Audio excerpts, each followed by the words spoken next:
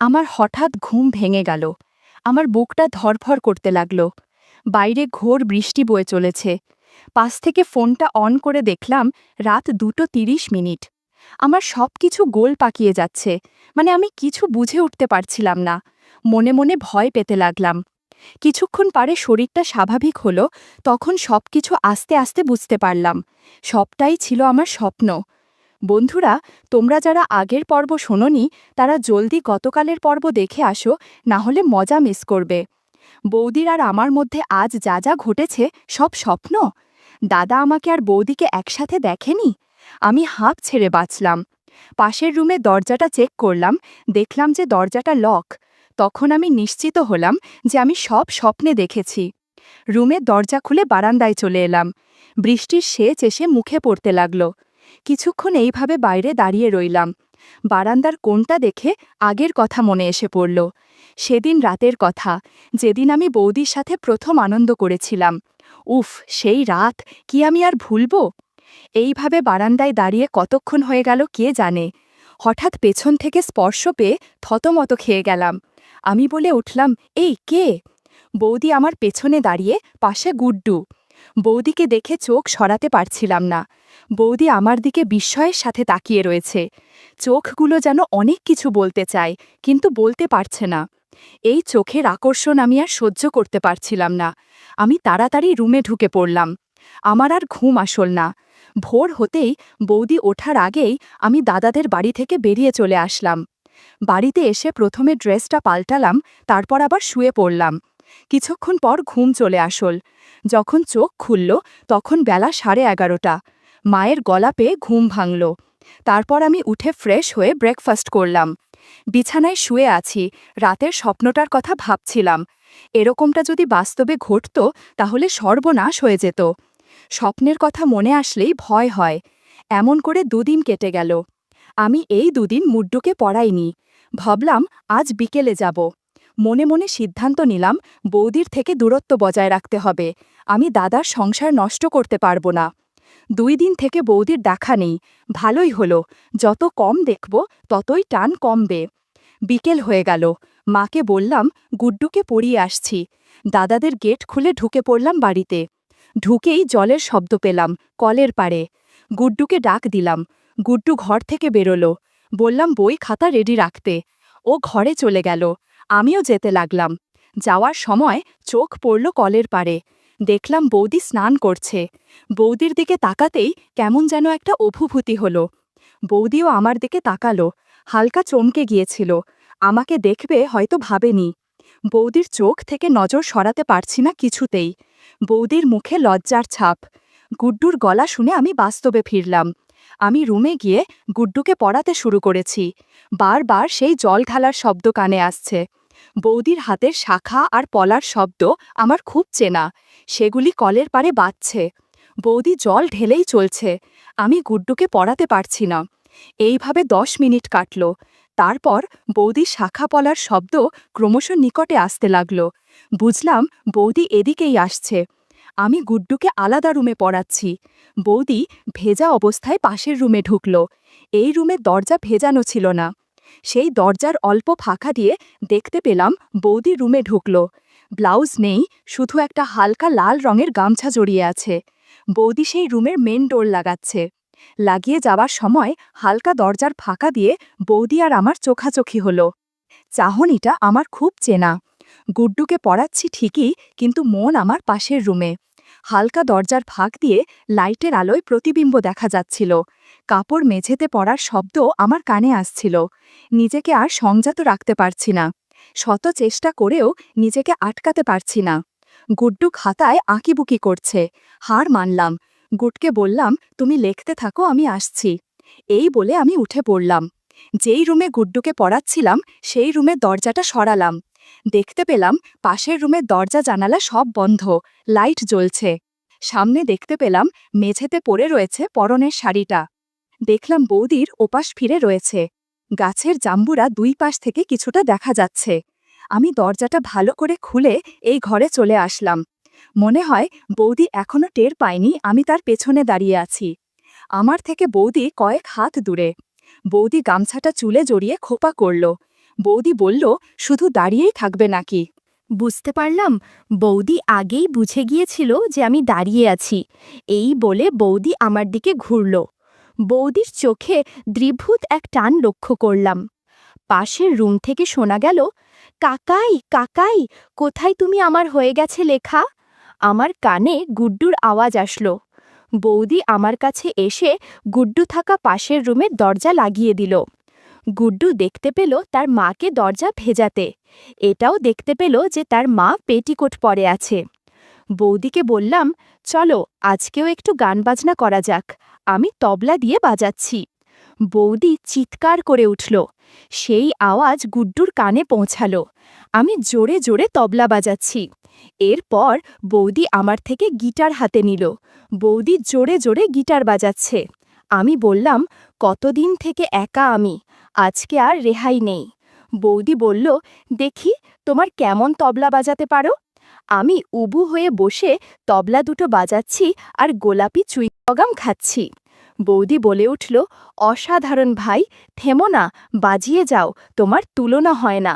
এসব বলছিল আর চেঁচামেচি করছিল। বন্ধুরা, ইউটিউবের কড়া নিয়মের কারণে আরও কিছু বিষয় সরাসরি বলা যাচ্ছে না।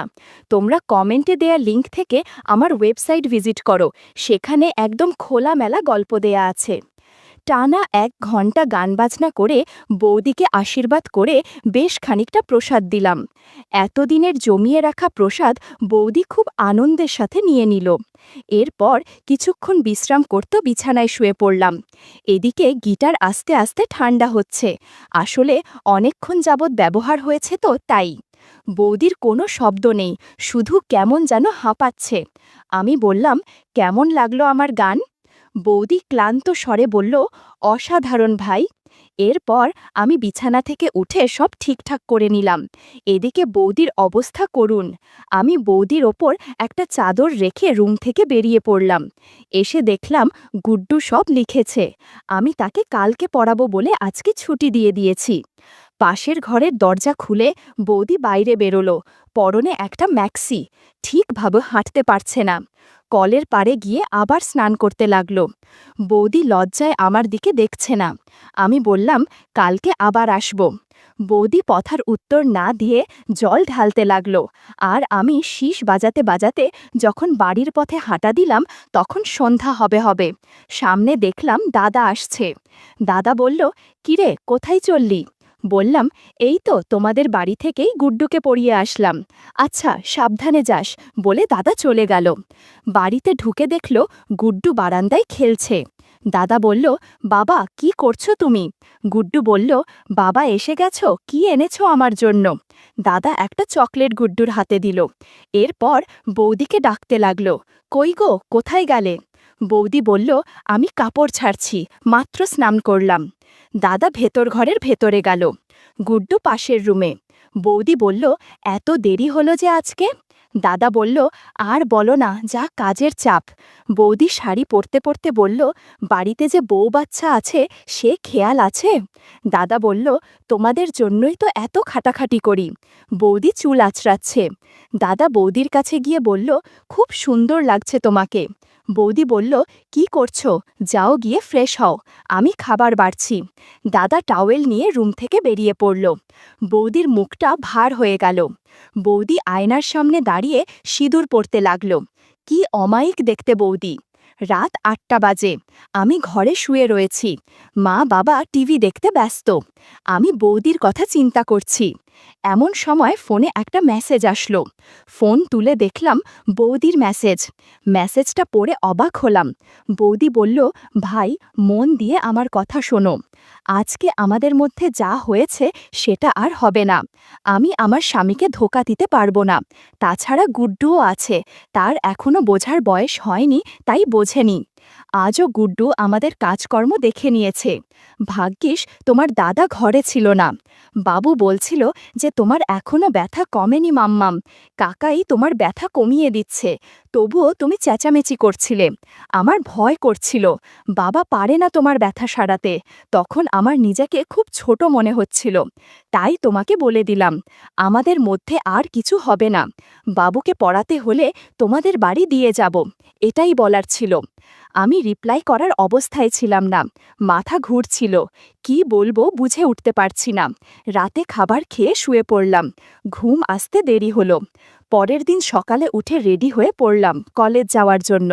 মনটা খারাপ, বৌদির কথা মনে হলেই রাগ হচ্ছিল। কলেজের জন্য বেরিয়ে পড়লাম। বেরিয়ে দেখি দাদা বেরোচ্ছে। দাদা বলল, কলেজে যাচ্ছিস নাকি? বললাম হুম। দাদা বলল, একটু দাঁড়া, তোর বৌদি দুপুরের খাবারটা নিয়ে আসছে। খাবারটা নিয়ে তোকে কলেজে নামিয়ে দিয়ে অফিসে চলে যাব। আমি না করলাম না। কালকের মেসেজের পর বৌদির সম্মুখীন হতে ইচ্ছে করছিল না। একটু পরে বৌদি লাঞ্চ বক্স নিয়ে এলো। বৌদি আমাকে দেখবে ভাবতে পারেনি। একবার তাকাল, তারপর আর তাকালো না। আমি বৌদির মুখের দিকে তাকিয়ে রয়েছি। বৌদি একবারও আমার দিকে দেখল না। অমায়িক সৌন্দর্য থেকে চোখ সরাতে পারছিলাম না। বৌদি চলে গেল। তারপর দাদার গাড়িতে উঠে চলে গেলাম। পরের দিন সকালে বৌদি গুড্ডোকে দিয়ে গেল পড়ানোর জন্য। 1 সপ্তাহ কেটে গেল। আমি আর থাকতে পারছিলাম না বৌদিকে ছাড়া। মোবাইলে বৌদির একটা ছবি ছিল, সেটা দেখে নিজেকে সান্ত্বনা দিলাম। বিকেলে মা এসে বলতে লাগলো, চল তো বাজারে কেনাকাটা করতে হবে, পুজো যে এসে গেল। সন্ধ্যার আগে আগে আমি আর মা বেরিয়ে পড়লাম। বাজারে গিয়ে কেনাকাটা করতে লাগলাম। কেনাকাটা শেষ হতে হতে ভালোই রাত হয়ে গিয়েছে। রাত 9টা বাজে। আসার সময় মা বলল, গুড্ডুর জন্য যে জামাটা আনলাম, চল সেটা দিয়ে আসি। বৌদির সামনে যেতে ইচ্ছে করছে না আমার, তবুও মায়ের জন্য যেতেই হলো। মা বৌদির সাথে কথা বলছে, আমি দাদার সাথে বসে আছি। মা গুড্ডুকে জামা দেওয়ার সাথে সাথে বৌদিকে শাড়ি দিল। বৌদি বলল, বাহ কাকি, খুব সুন্দর তো, তোমার পছন্দ তো খুব ভালো। মা বলল, এটা তোর দেওর পছন্দ করেছে।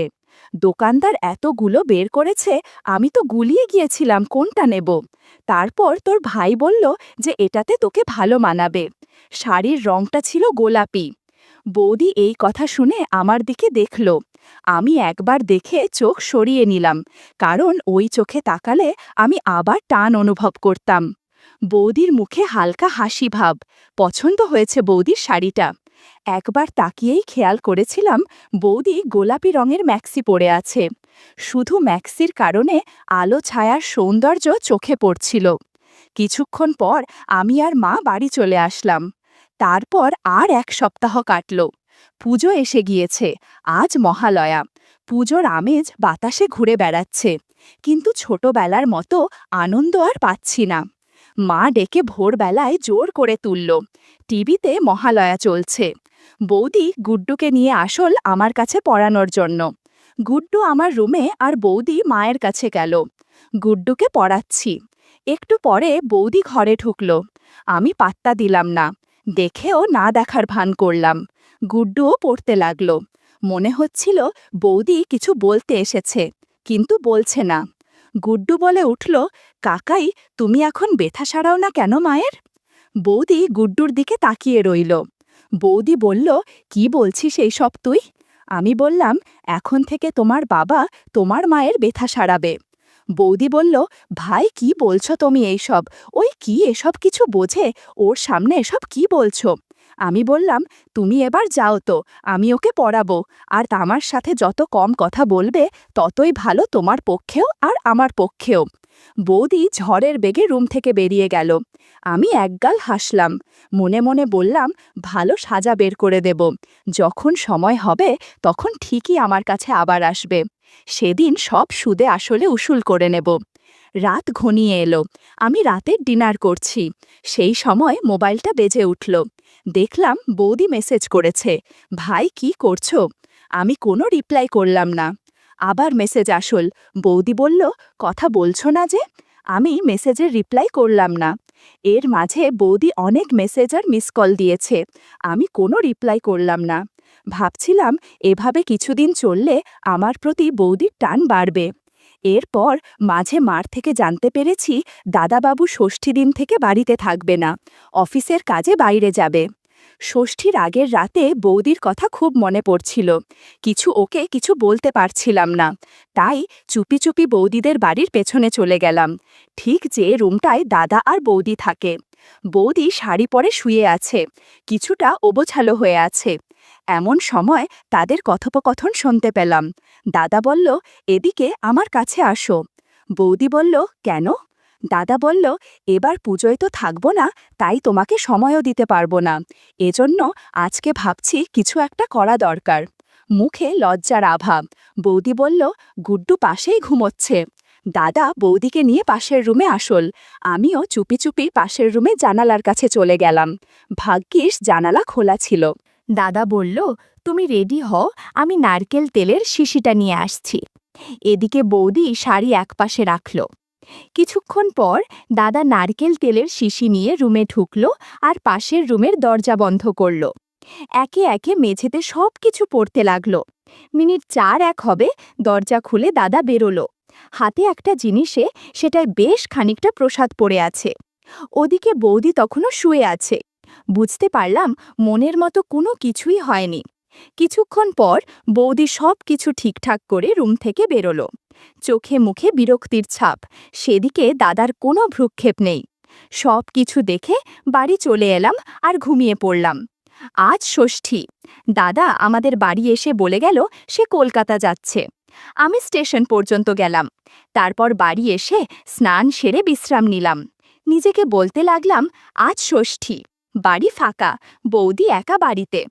আজকে বৌদির বাড়িতে ষষ্ঠীর পিঠা পায়েত খেতে যাব, সাথে বৌদিকেও খানিকটা প্রসাদ দিয়ে আসব।